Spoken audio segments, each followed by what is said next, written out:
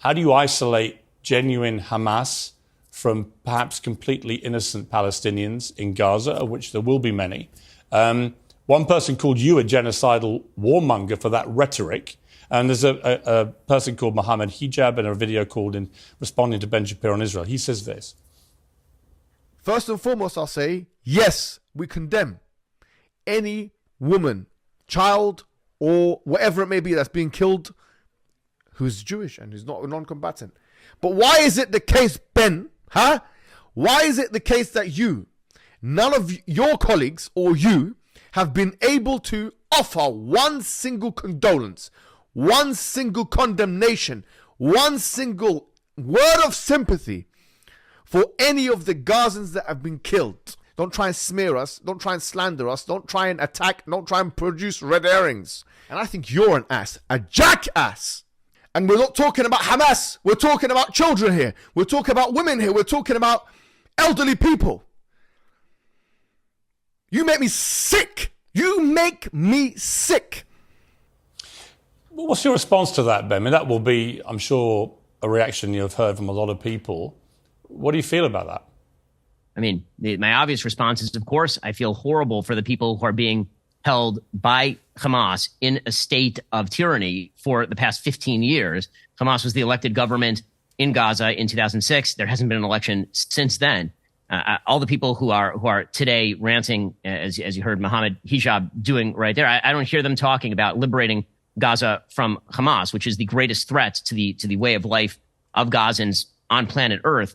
Again, I have nothing but sympathy for Hamas, for the people that Hamas is governing, or the people that Hamas is exploiting, really. I have nothing but sympathy for civilians there. Israel has to defend itself. I don't understand exactly what the expectation would be here. Is the expectation that because Hamas uses human shields, that Israel therefore has to go home and wait to have its people murdered again? Israel tried it the way that Mohammed Hijab and others would like. Israel literally pulled, in 2005, they literally pulled thousands of Jews out of the Gaza Strip. It was called the disengagement, and it was massively unpopular in wide swaths of Israel. They pulled out, they built a wall, and they basically said, go ahead and govern yourselves.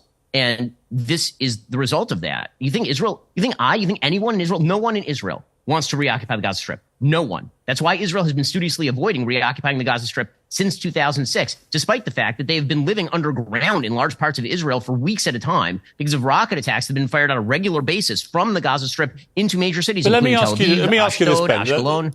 In Gaza, you have 2 million people, many of whom are young people. Pretty hopeless conditions to live in. I think people would agree with that. Not much chance of getting out of there. They live in very densely populated areas. We know from in the last 24 hours that Israel controls water, controls energy, power going in there. Many would see that that is a control that Israel shouldn't have if you want to afford equal rights to people living in Gaza.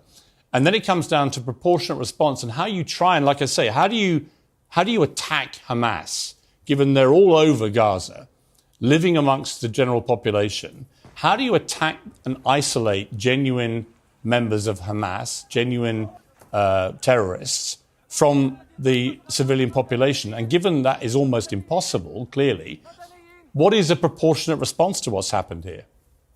Well, frankly, I don't believe in proportionate response to terrorism. I believe that the way that you stop terrorism is with wildly disproportionate response. That doesn't mean in terms of targeting civilians. It means in terms of killing as many terrorists as humanly possible and allowing them to dictate the terms of engagement by hiding behind civilians in areas that they are supposedly responsible for, means that the only option for Israel is to surrender to Hamas's hatred of its own citizens, its willingness to use its own children as human shields. No country worth its salt could ever do that. No government trying to protect its own citizens could ever do that. What exactly is the alternative option other than for Israel to try to kill as many of these terrorists and depose Hamas and hopefully help put in place some sort of international overseen community that would actually govern the Gaza Strip in a rational, reasonable way that actually maximizes the possibilities of its citizens? Israel, over the course of the last year, allowed some 15,000 work permits to Gazans. Many of those work permits, we're now finding out, were used by terrorists in order to cross the border.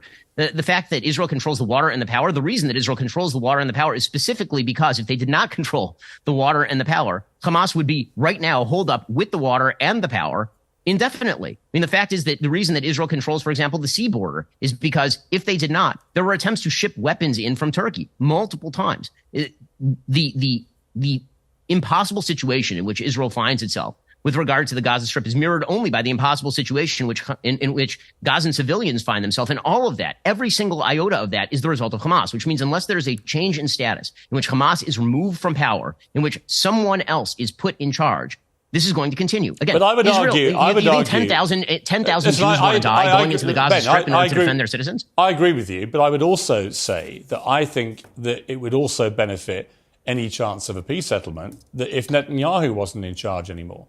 I mean, apart from anything else, this is an unbelievable breach and failure of security and military. I think part of that can be apportioned to the extraordinary social unrest that's been enveloping Israel since his cabinet, full of a lot of right-wing headbangers, frankly, some of whom have actually called themselves fascists, have tried to take on the judiciary and the Supreme Court. I don't feel comfortable about that. What do you feel about that? And do you feel that Netanyahu is the right person?